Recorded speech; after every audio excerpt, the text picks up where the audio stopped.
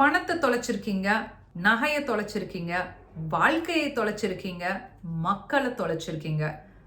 எதை தொலைத்திருந்தாலும் சரி, தொலைத்த எந்த விஷயமாக இருந்தாலும் அந்த விஷயத்தை தேடி உங்கள் வாழ்க்கையில் திரும்பவும் கொண்டு வந்து தருவதற்கு ஒருத்தர் இருக்காங்க. அவங்க யார் அப்படின்னு தெரிஞ்சுக்கிறதுக்கு முன்னாடி இந்த சேனலை முதல் முறையாக பார்க்குறீங்கன்னா, நற்பவி யோகிராம் சரத்குமார், ரேகா த டேரட் குயினின் அன்பான வணக்கங்கள். தொலைச்சிருது அப்படின்னு சொன்னேன். ஒரு விஷயத்த தொலைச்சிட்டா எவ்வளோ நேரம் தேடுவீங்க? ஒரு எக்ஸாம்பிளாக சொல்லணும்னா, ஒரு பணத்தை தொலைச்சிட்டீங்க, வீட்டில் ஒரு இடத்துல ஞாபகமாக வைக்கிறேன் அப்படின்னு வச்சுட்டு மறந்துடுறீங்க. பத்திரமா ஒரு இடத்துல இருக்கும். நகையாக இருக்கட்டும், பணமாக இருக்கட்டும், இதெல்லாம் சின்ன சின்ன விஷயங்கள். சரி, அந்த பொருளெல்லாம் தொலைஞ்சா பரவாயில்ல, வாழ்க்கையவே தொலைச்சிட்டு நிற்கிற மேடம் அப்படின்னு சொல்கிறீங்களா? நல்ல மனிதர்களை என் வாழ்க்கையில தொலைச்சிட்டு இருக்கேன் அப்படின்னு யோசிக்கிறீங்களா? உங்களுக்கு ஹெல்ப் பண்ண ஒருத்தர் இருக்காங்க. பிரகதாம்பாள். இவங்களுக்கு இன்னொரு பெயரும் இருக்கு. அந்த பெயர் தெரிஞ்சுக்கிறதுக்கு முன்னாடி இதுக்கு ஒரு சின்னதா ஒரு குட்டி ஹிஸ்டரி இருக்கு. அந்த கதையை தெரிஞ்சுக்கோங்க. புதுக்கோட்டை மாவட்டத்துல ஒரு அரசர் இருந்தாராம். அந்த அரசருக்கும் உங்களை மாதிரிதான் ஏதோ ஒரு விஷயத்த தொலைச்சிட்டார். குறிப்பா சொல்லணும்னா டாக்குமெண்ட்.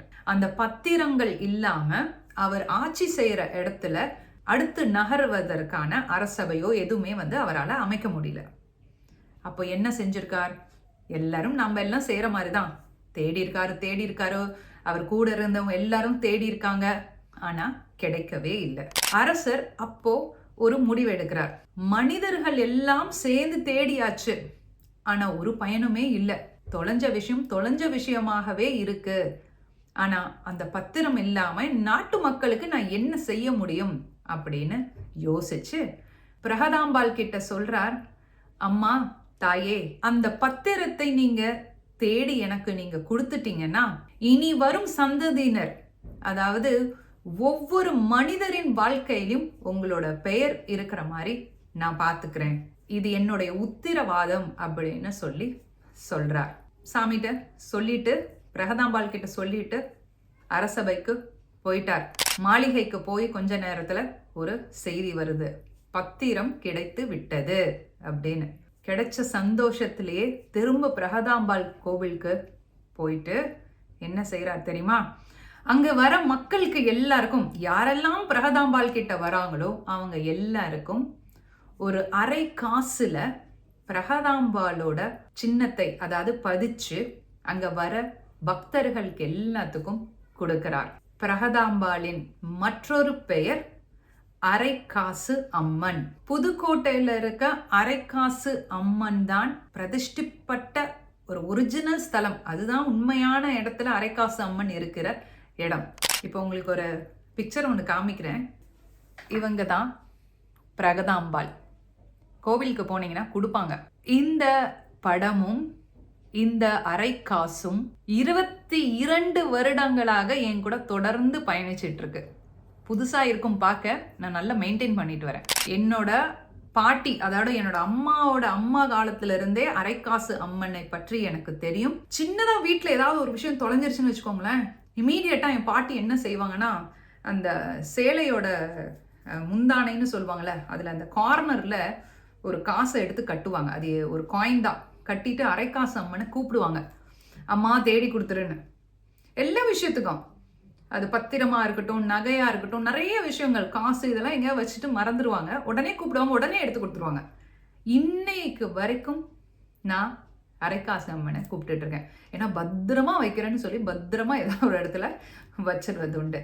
ஸோ அரைக்காசு அம்மன், நீங்கள் தொலைத்த எந்த விஷயமாக இருந்தாலும் சரி, கணவர் விட்டுட்டு போயிட்டார், மனைவி விட்டுட்டு போயிட்டாங்க, ஒரு ரிலேஷன்ஷிப்ல பிரேக்கப் வந்துருச்சு, வாழ்க்கையை தொலைச்சிட்டேன், நிம்மதி இல்லாம இருக்கேன், நிம்மதியை தொலைச்சிட்டேன், பணம் ஒருத்தர்கிட்ட கொடுத்து ஏமாந்துருக்கேன், அது திரும்ப வரணும், நகை என்ன வேணும் உங்களுக்கு தொலைஞ்சிருச்சுன்னு நீங்க நினைக்கிறீங்க, கேளுங்க அரைக்காசு அம்மன் கிட்ட. அரைக்காசு அம்மனை வழிபடுறதுக்கு ஏதாவது முறை இருக்கா அப்படின்னா எஸ் இருக்கு. முதல்ல நீங்க அரைக்காசு அம்மனை பிரார்த்தனை செய்ய போறீங்க அப்படின்னா புதுக்கோட்டை மாவட்டத்துல இருக்க கோவிலுக்கு போக முடிஞ்சா நீங்க போயிட்டு வாங்க. ரொம்ப சிறப்பு.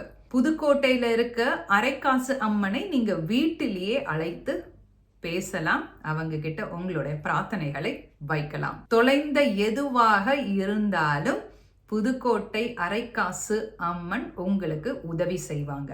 108 டைம் நான் சொல்ற மந்திரத்தை வெள்ளிக்கிழமையானா சுக்கிரஹோரையில 9 வெள்ளிக்கிழமைக்கு தொடர்ந்து சொல்லிட்டே இருங்க. நிச்சயமாக ஒரு மாற்றம் வரும். தொலைந்த எந்த பொருளுக்காக நீங்க பிரார்த்தனை செய்யறீங்களோ அதற்கான மெசேஜ் அதை எப்படி வரும் அல்லது அது எங்க சிக்கிட்டு இருக்கு, என்ன தடைகள் இருக்கு அதுல அப்படிங்கறத உங்களுக்கு கண்கூடா காமிச்சு கொடுப்பா அரைக்காசு அம்மன். இந்த மந்திரத்தை சொல்லும் போது ஏதாவது பிரசாதம் வைக்கணுமா அப்படின்னா வெல்லம். சிம்பிளா இதுதான் ஹிஸ்டாரிக்கலா வருடங்களாக பல செஞ்சுரிஸா இதுதான் ஃபாலோ பண்றாங்க. அந்த கோவில்ல வெல்லம் மட்டும் வைங்க, வச்சு அம்மா கிட்ட பேச ஆரம்பிங்க. மந்திரம் என்னன்னா ஓம் ஐம் ஹ்ரீம் ஸ்ரீம் அரைக்காசு அம்பிகையே நமக. சிம்பிளான ஒரு மந்திரம் தான். வெள்ளிக்கிழமை தோறும் 108 டைம் வெல்லம் வைத்து அரைக்காசு அம்மனை கூப்பிடுங்க. 9 வாரங்கள் தொடர்ந்து செய்யும் போது தொலைந்த எந்த விஷயமாக இருந்தாலும் சரி உங்களுக்கு கண் முன்னாடி காமிச்சு கொடுப்பா பிரகதாம்பாள். மலர்கள் வைத்து வழிபடலாமா அப்படிங்கிற அடுத்த கேள்வி இருக்கும். நிச்சயமாக வழிபடலாம். வெள்ளை கலர் மலர் அல்லது அரளிப்பூ. மந்திரம் சொல்லும் போது ஒவ்வொரு பூவா வச்சுட்டு அந்த மந்திரம் சொல்லி நீங்க வழிபடுங்க. நேரம் ஏற்கனவே சொல்லியாச்சு, சுக்கிரஹோரையில செய்யுங்க. சுக்கிரஹோரையை மிஸ் பண்ணிட்டீங்க அப்படின்னா பிரம்ம முகூர்த்த நேரத்தை தேர்ந்தெடுத்துக்கோங்க, அல்லது ஈவினிங் 6 மணிக்கு மேல நீங்க இந்த பூஜையை செய்யலாம். மனமுருகி என்ன விஷயத்தை தொலைச்சிங்களோ பிரகதாம்பாள் கிட்ட கேளுங்க. கேட்டது எதுவாக இருந்தாலும் சரி மனமுருகி வருவா. அவகிட்ட சரணாகதி அடைங்க. பிரகதாம்பாளின் அருள் உங்கள் அனைவரது வாழ்விலும் செழிக்கட்டும். உலகெங்கும் அவள் புகழ் கேட்கட்டும். மீண்டும் மற்றொரு சிறப்பான பதிவில் உங்களை நான் சந்திக்கும் வரை லண்டனிலிருந்து நான் உங்கள் ரேகா, தி டாரட் குயின்.